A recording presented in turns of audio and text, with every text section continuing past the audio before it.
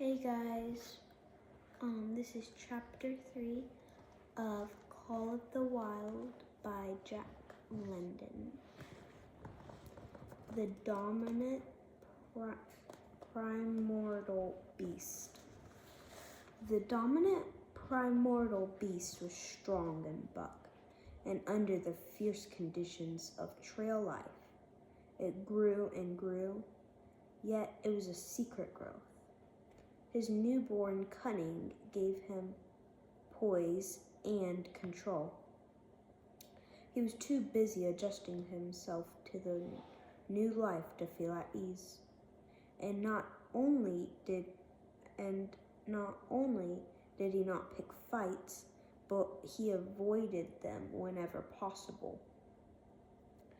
A certain brilliances characterized his attitude. He was not prone to rashness and participate action.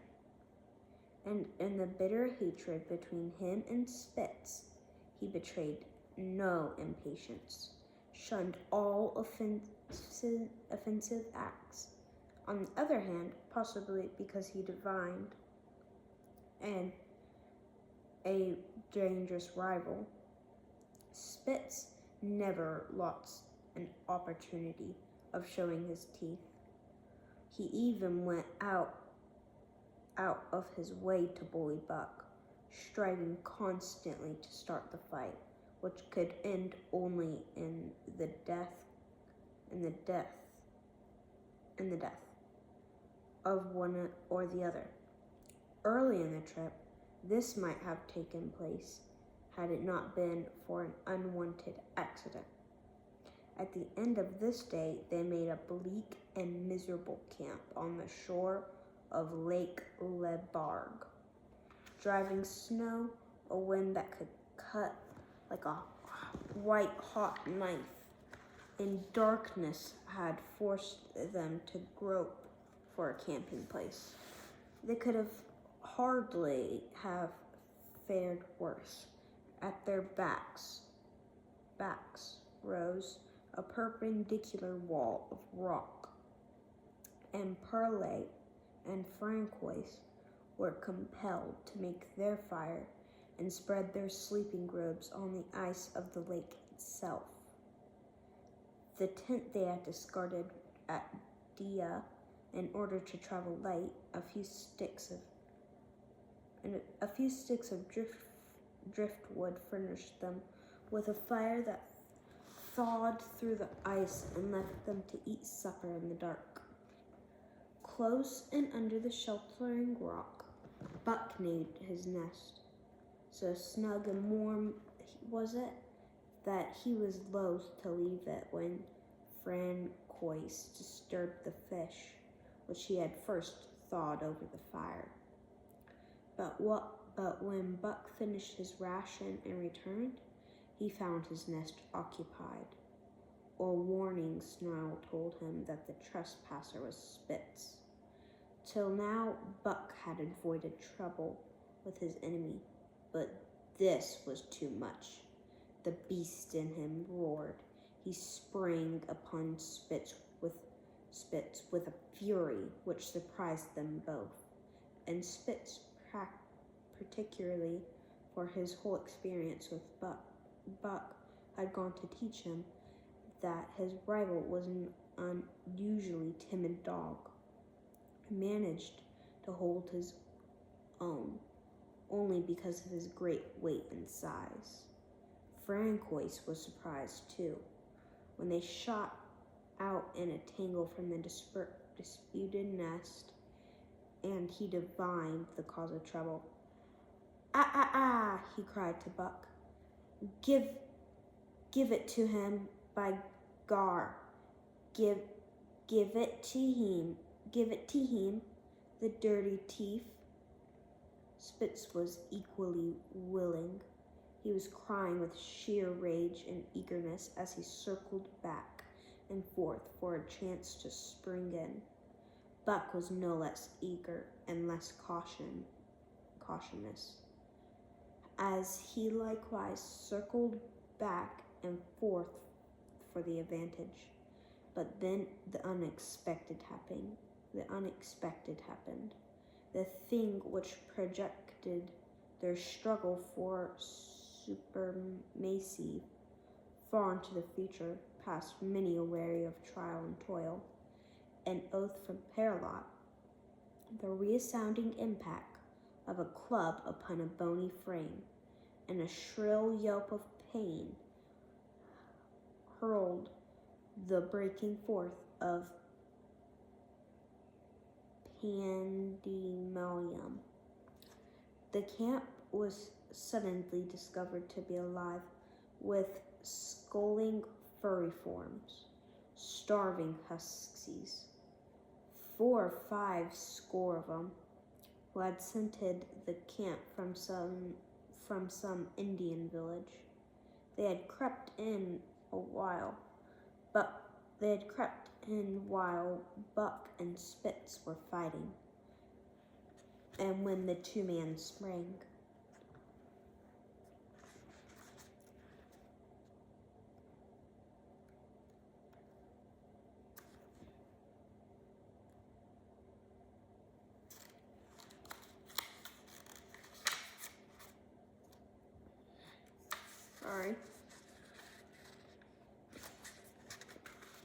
Among them, with stout clubs, they showed their teeth and fought back. They were crazed by the smell of food. Paralot found one with head buried in the grub box. His club landed heavily on the gaunt ribs, and the grub box was capsized on the ground. On the instant, a score of the famished brutes were scrambling for the bread and bacon. The clubs fell upon them unheeded, and they yelped and howled under the rains of blows, but struggled nonetheless madly till the last crumb had been devoured. In the meantime, the astonished team dogs had burst out of their nests only to be set upon by the fierce invaders. Never had Buck seen such dogs.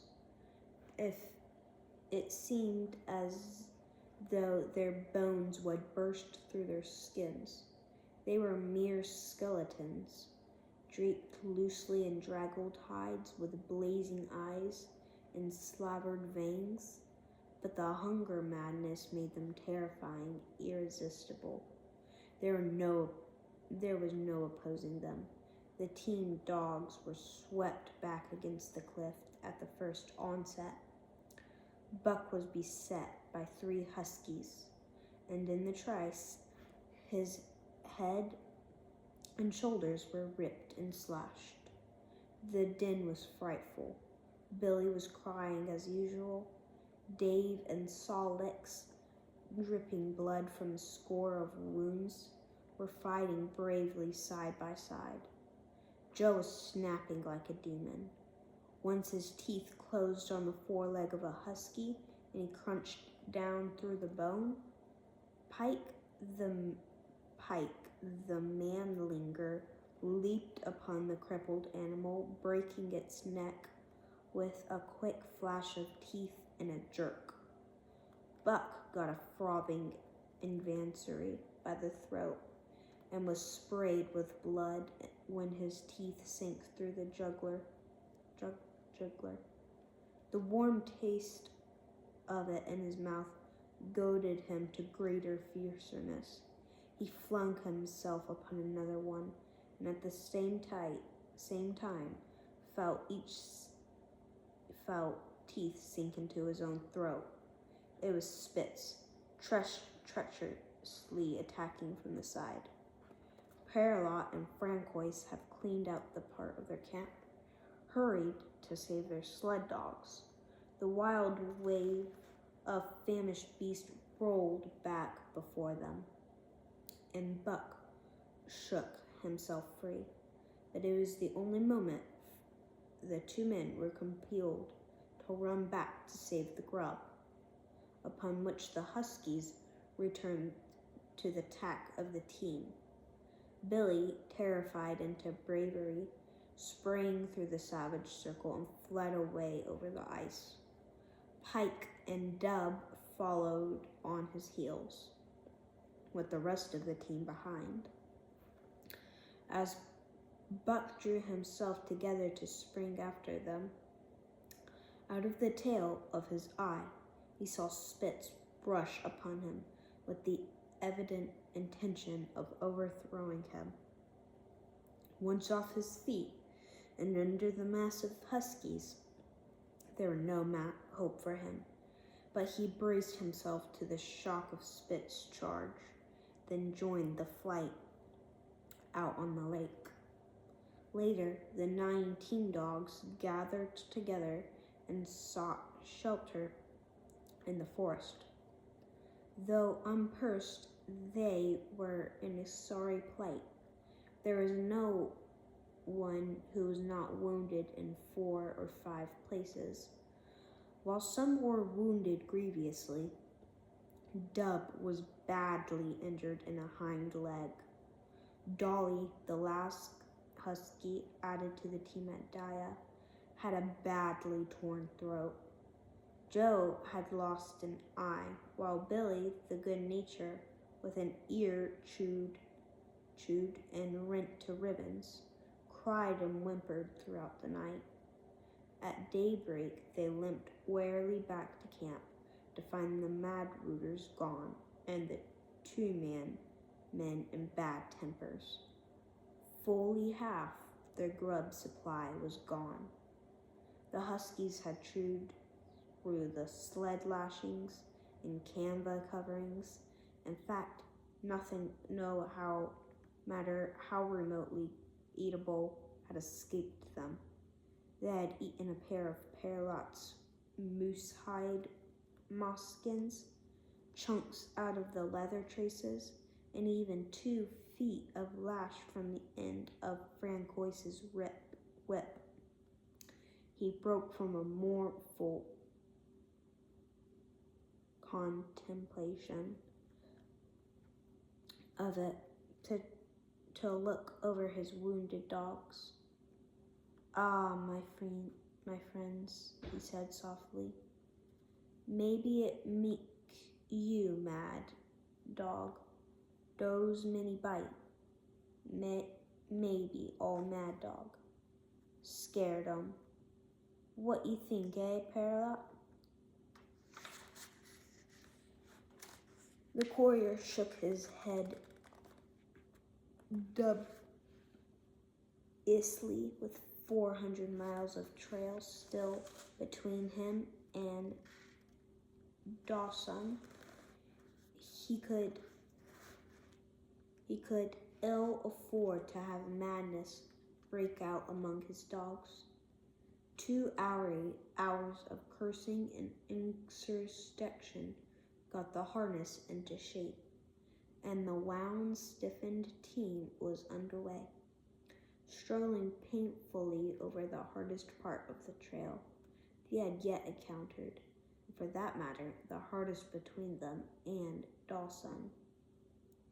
The 30-mile river was wide open.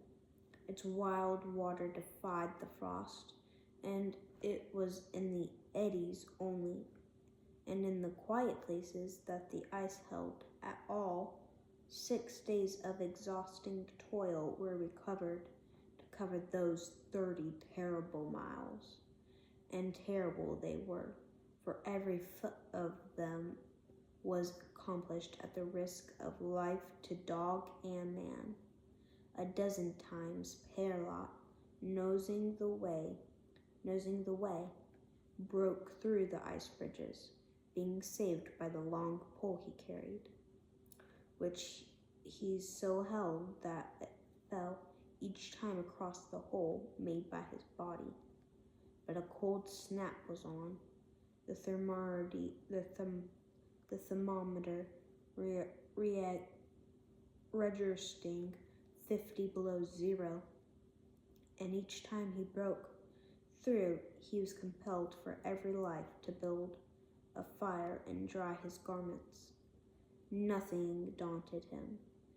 It was because nothing daunted him. that he had chosen for a government career. He took all manner of risks, resolutely thrusting his little weazened face into the frost and struggling on from dim dawn to dark. He skirted the frowning shores of rim ice that bent and crackled underfoot, and upon they dared not halt. Once the sled broke through with Dave and Buck, they were half frozen, but all drowned by the time they were dragged out. The usual fire was necessary to save them. They were coated solidly with ice, and the two men kept them on the run around the fire, sweating and thawing, so close that they were singed by the flames.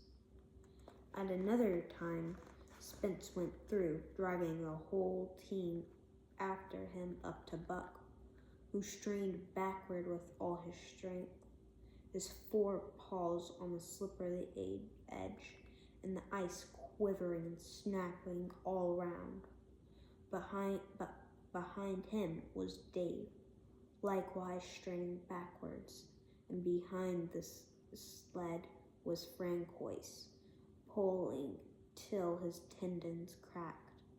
Again, the rim ice broke away before and behind, and there was no escape except up the cliff.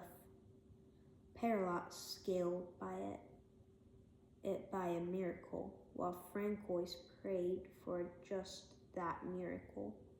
With every thong and sled lashing and the little bit of harness rove into a long rope, the dogs were hoisted one by one to the cliff crest. Francois came up last, after the sled and load. Then came the surge up for a place to descend, which descent was ultimately made by the aid of the rope. The night found them back on the river with a quarter of a mile to the day's credit. By the time they made the Tequila, the good ice, Buck was played out. The rest of the dogs were in like condition, but Paralot, to make up lost time, pushed them late and early for the first day. For the first day, they covered 35 miles to the Big Salmon. The next day, 35 more to the Little Salmon. The third day, 40 miles, which brought them well up toward the Five Fingers. Buck's feet were not so compact and hard as the feet of the Huskies, who had softened during the many generations. Since the day his last wild ancestor was tamed by a cave dweller or riverman, all day long he limped in agony, and camp once made, lay down like a dead dog. Hungry as he was, he would not move to receive his ration of fish, which Francois had to bring to him. Also, the dog driver rubbed Buck's feet for half an hour each night after supper, and sacrificed the tops of his moleskins to make 4 moleskins for Buck. This was a great relief, and Buck caused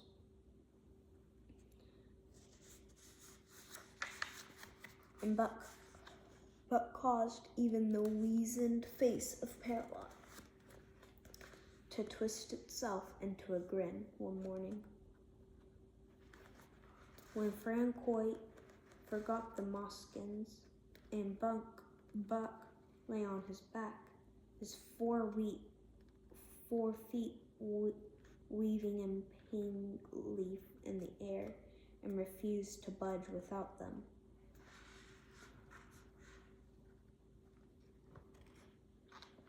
Later, his feet grew hard to the trail, and the worn-out foot gear was thrown away.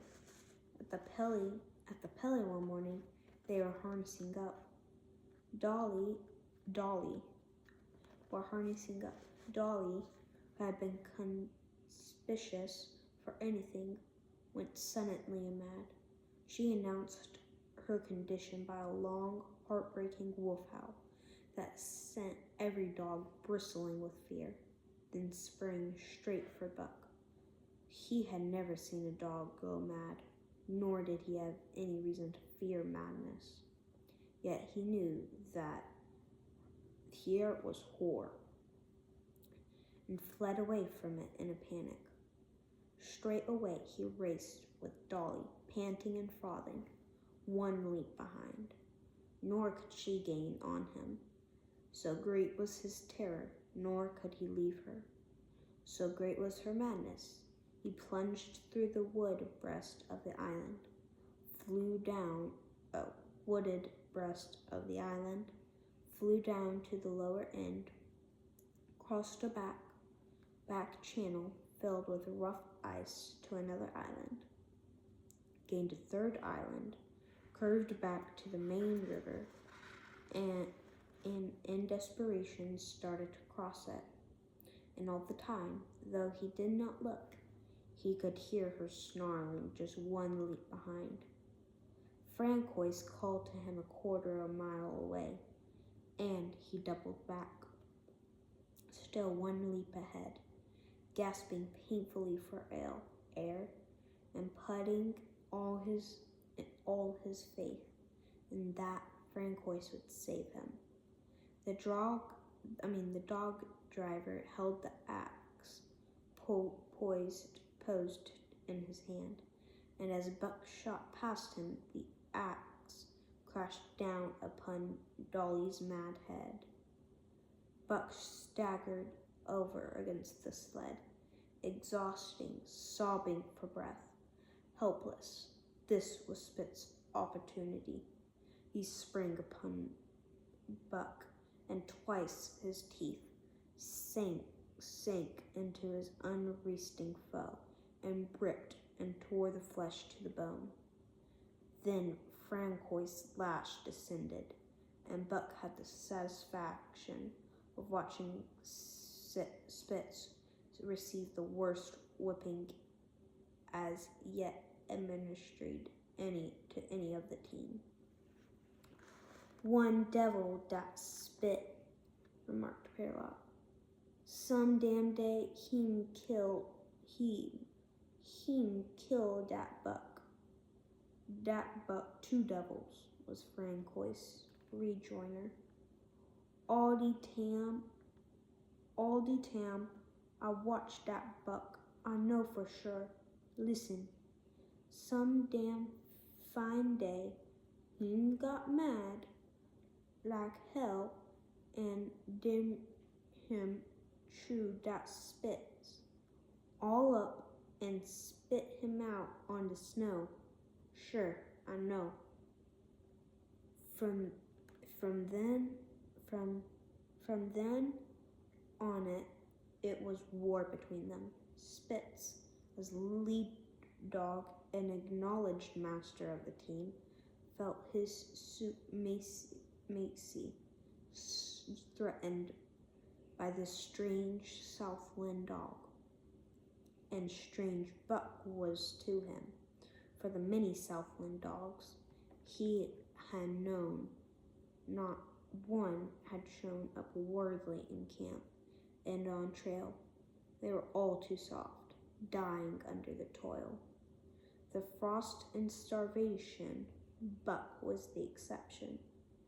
He lonely endured and prospered, matching the husky in strength, savagery, and cunning. Then he was a masterful dog, and made him dangerous was the fact that the club of the man in the red sweater had knocked all blind pluck and rashness out of his desire for mastery. He was supremely cunning, and could bide his time with a patience that was nothing less than primitive. It was inevitable that the clash for leadership could come. Buck wanted it. He watched it because it was his nature, because he had gripped tight of the nameless, incomprehensible pride of the trail and trace. That pride which holds dogs in the toil to the last gasp, which lures them to die joyfully in the harness, and breaks their heart if they are cut out of the harness. This was the pride of Dave, as wheel dog of Solix, as he pulled with all his strength. The pride that laid hold of them at the break of camp, transforming them from sour and sullen brutes into straining, eager and ambitious creatures. The pride that spurred them on all day and dropped them at the pitch of camp at night, letting them fall back into gloomy unrest and uncontent, was the pride.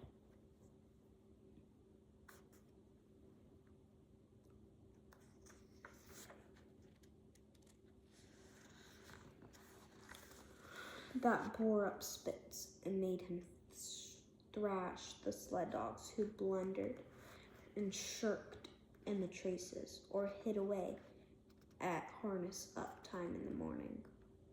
Likewise, it was the pride that made him fear Buck as a possible lead dog, and this was Buck's pride too. He openly threatened the others' leadership. He came between, and their shirks he should have punished, and he did it deliberately. One night there was a heavy snowfall, and in the morning the manlinger did not appear. He was securely hidden in his nest under a foot of snow. Francois called him and sought him in vain. Spitz was wild with wrath. He raged through the camp, smelling and digging in every likely place, snarling so frightfully that Pike heard him and shivering in his hiding place. But when he was at last unearthed and Spitz flew at him to punish him, Buck flew with equal rage in between. So unexpected was it, and so shrewdly managed, that Spitz was hurled backward and off his feet. Pike, who had been trembling abjectly, took heart at this open mutiny and sprang upon his overthrown leader. Buck, to whom fair play was a forgotten code, likewise sprang upon Spitz, but Francois, chuckling at the incident, while unswerving in the admiration of justice, brought his lash upon Buck. With all his might, this failed to drive Buck from his prostrate rival, and the butt of the whip was brought into play, half stunned by the blow. Buck was knocked down backward, and the lash laid upon him again and again, while Spitz soundly punished the many times offending Pike. In the days that followed, as Dawson grew closer and closer, Buck still continued to intervene between Spitz and the culprits, but he did it craftily. When Francois was not round with the covert mutiny of Buck, a general abserviation sprang up and increased. Dave and Solix were unaffected, but the rest of the team went from bad to worse. Things no longer went right. There was continual bickering and jangling. Trouble was always afoot, and at the bottom of it was Buck. He kept Francois busy, for the dog driver was in constant apprehension of the life and death struggle between the two, which he knew must take place sooner or later. And on more than one night, the sounds of quarreling and strife among the other dogs turned him out of his sleeping robe, fearful that Buck and Spitz were at it. But the opportunity did not present itself, and they pulled into Dawson one dreamy afternoon, with the great fight still to come. Here were many men and countless dogs, and Buck found them all at work. It seemed them ordained order of things that dogs should work. All day they swung up and down the main streets in long teams, and in the night their jingling bells still went by. They hauled cabin logs and firewood, frightened up to the mines, and did all the manner work of that the horses did in the Santa Clara Valley. Here and there Buck met Southland dogs, but in the main they were wild wolf husky breed. Every night, regularly at 9, at 12, at 3, they lifted a nocturnal song, a weird and eerie chant in which it was Buck's delight to join, with the Ohora Borleys flaming coldly overhead, or the stars leaping in frost dance, and the land numb and frozen under its pall of snow. This song of the Huskies might have been the definition of family, only it was pitched in minor key, with long drawn wailings and half sobs, and was more the pleading life, the agricultural travel of existence. It was an old song, old as the breed itself, one of the first songs the younger world in a day, when songs are sad.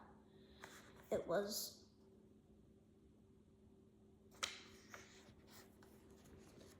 invested with the woe of unnumbered generations,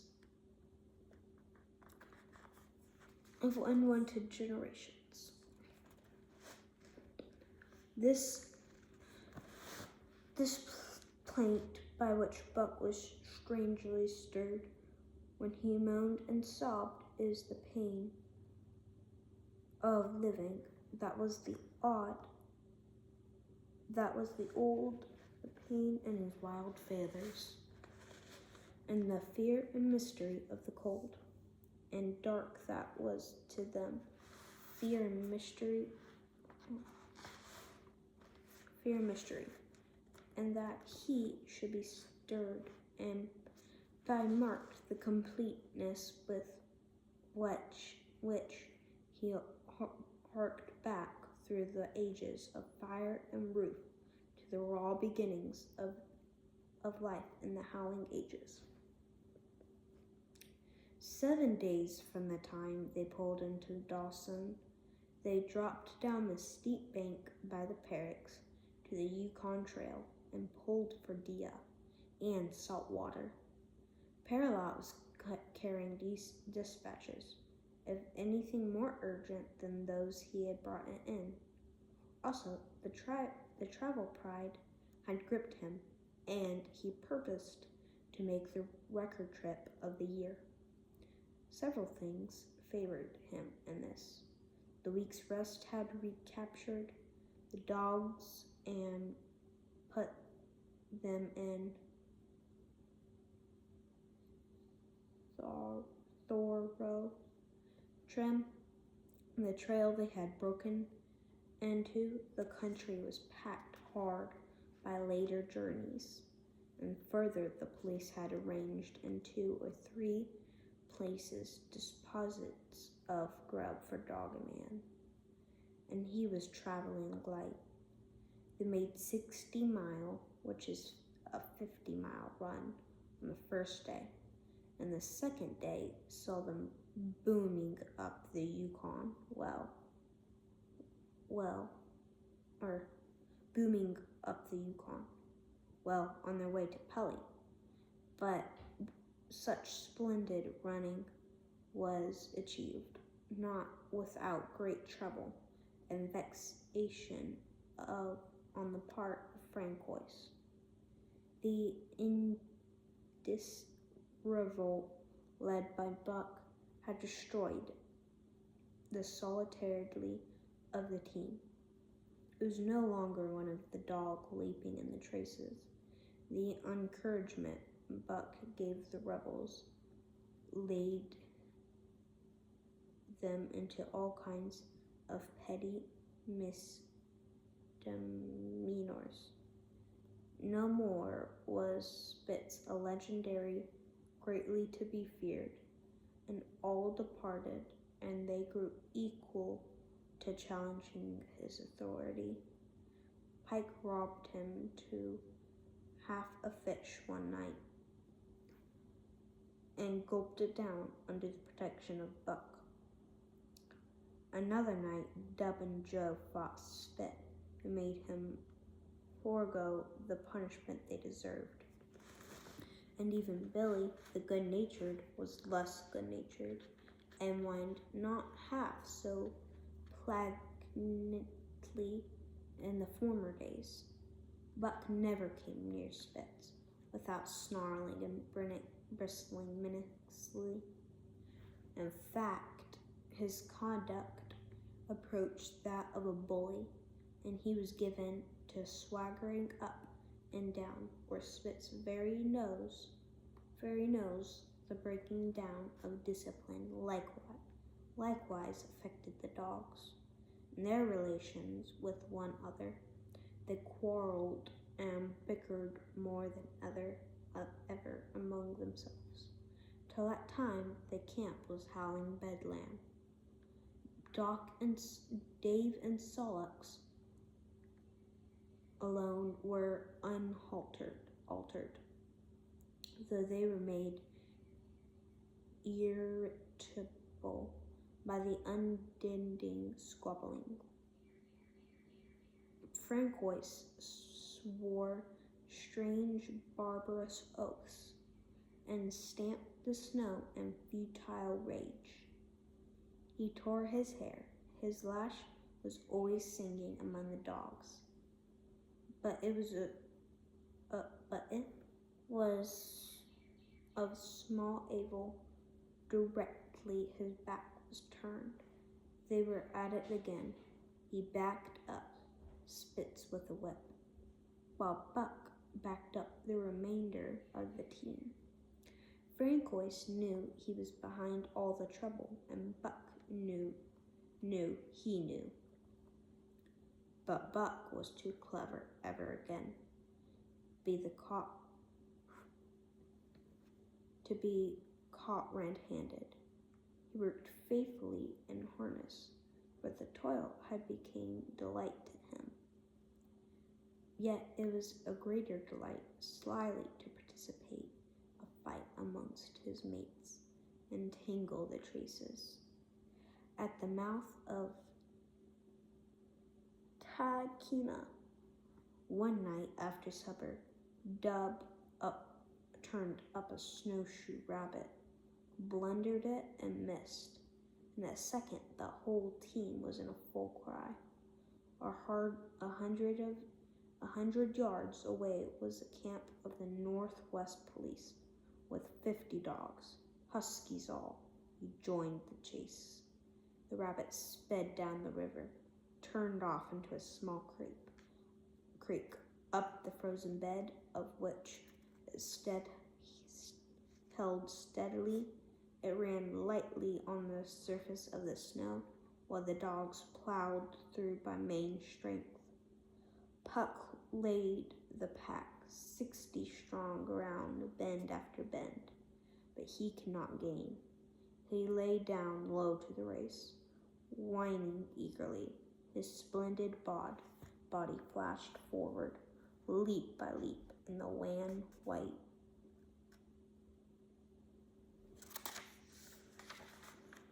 moonlight.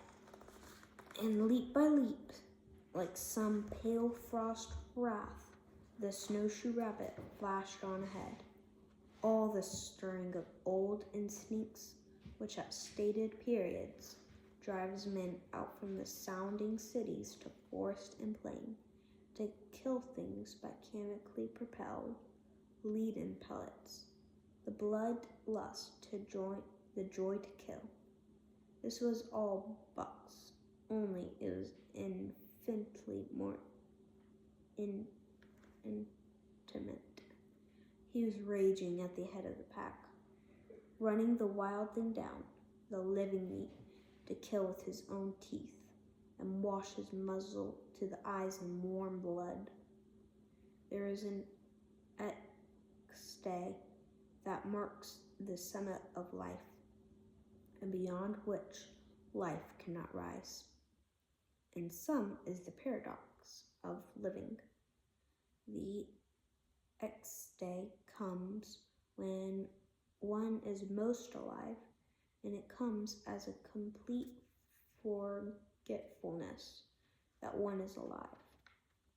This ecstasy, the forgetfulness of living, comes to the artist, caught up and out of himself in a sheet of flame. It comes to the soldier, war mad on a stricken field, and refusing quarter. And it came to Buck, leading the pack, sounding the old wolf cry, straining after the food that was alive and fled swiftly before him through the moonlight. He was sounding the deeps of his nature, and the part of his nature that were deeper than he. Going back into the womb of time, he was mastered by the sheer surging of life. The tidal wave of being, the perfect joy of each separate muscle, joint, and sinew, and that it was everything that was not death, that it was a glow, and it was everything, and rampant, expressing itself in movement, flying exultantly over the stars, and over the face of dead matter that did not move, but spits, cold and calculating even in his supreme moods, left the pack and cut across a narrow neck of land where the creek made a long bend around. Buck did not know this, and as he rounded the bend, the frost wrath of a rabbit still fippling before him, he saw another and larger forest wrath leaping over the other bank of the immediate path of the rabbit. It was Spitz. The rabbit could not turn, and as the white teeth broke its back in midair, it shrieked as loudly as a stricken man may shriek. At the sound of this, the cry of life plunged down from the live apex in the grip of death. The full pack at Buck's heels raised a hell's chorus of delight. Buck did not cry out. He did not check himself, but drove in upon Spitz, shoulder to shoulder, so hard that he missed the throat. They rolled over in the powdery snow. Spitz gained his feet, almost as though he had not been overthrown, slashing Buck down the shoulder and leaping clear. Twice his teeth clipped together like the steel jaws of a trap as he backed away for better footing, while lean and lifting lips that writhed and snarled. In a flash, Buck knew it. The time has come. It was to the death. as they circled out, snarling, ears laid back, keenly watchful for the advantage. The scene came to Buck with a sense of familiarity. They seemed to remember it all. The white woods and earth, the moonlight of the thrill of battle, over the whiteness and silence brewed a ghostly calm. There was not the faintest whisper of air. Nothing moved, not a leaf quivered. The visible breaths of the dogs rising slowly and lingering in the frost air. They had made a short week of the snowshoe rabbit. These dogs that were ill-tamed wolves,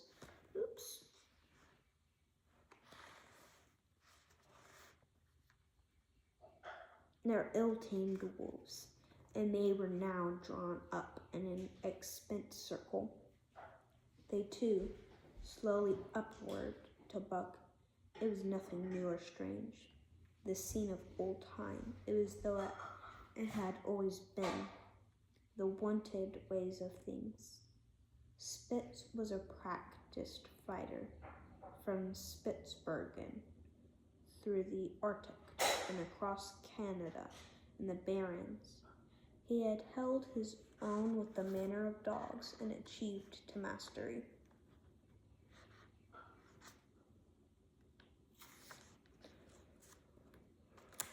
Over them, bitter rage was his, but never blind.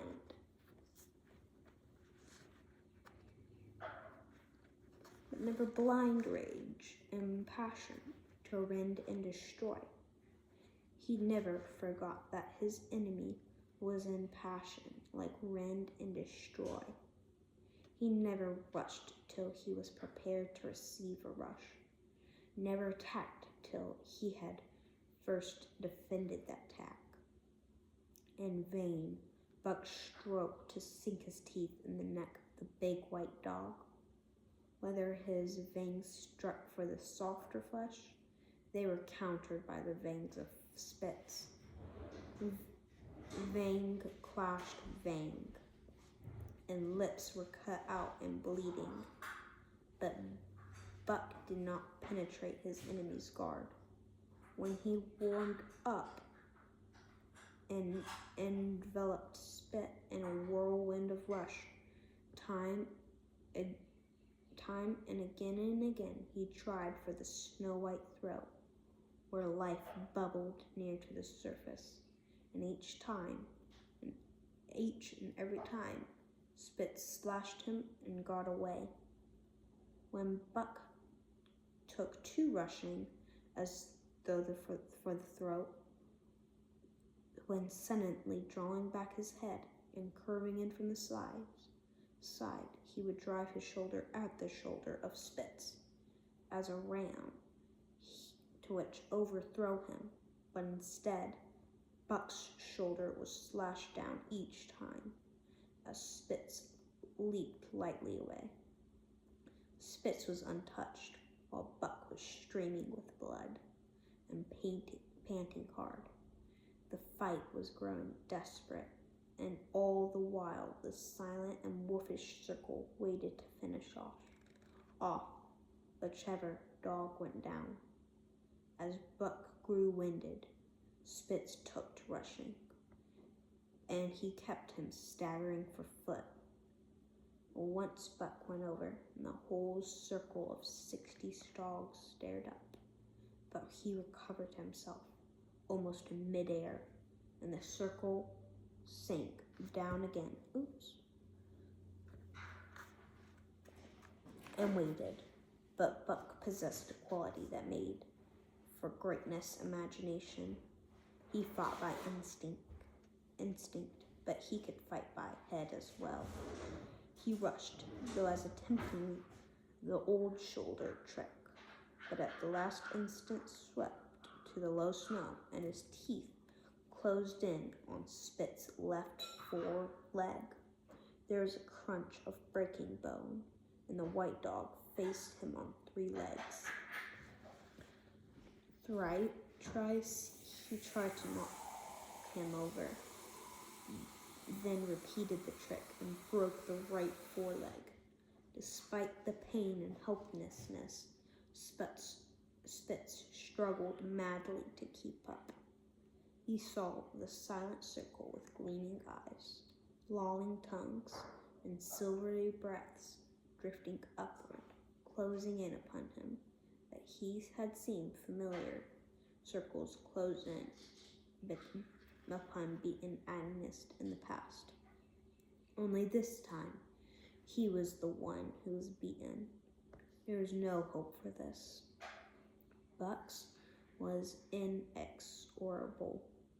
Mercy was a thing reserved for greater climbs. He maneuvered for the final rush. The circle had tightened till he could feel the breaths of the husky on his flanks. He could see them beyond Spitz to either side, half crouching for the spring, their eyes fixed upon him. A pause seemed to fall. Every animal was motionless, as though turned to stone. Only Spitz quivered and bristled as he staggered back and forth, snarling with horrible menace. He thought to frighten off impending death. Then Buck sprang in and out, but while he was in shoulder, he had last squarely met shoulder. The dark circle became a dot on the main flooded snow as Spitz disappeared from view. Buck stood and looked on. The successful champion, the dominant primordial beast who had made his kill and found it good.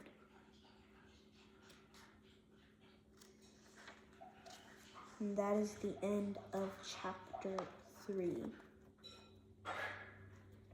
of The Call of the Wild. I will see y'all next time. This video is almost an hour, jeez.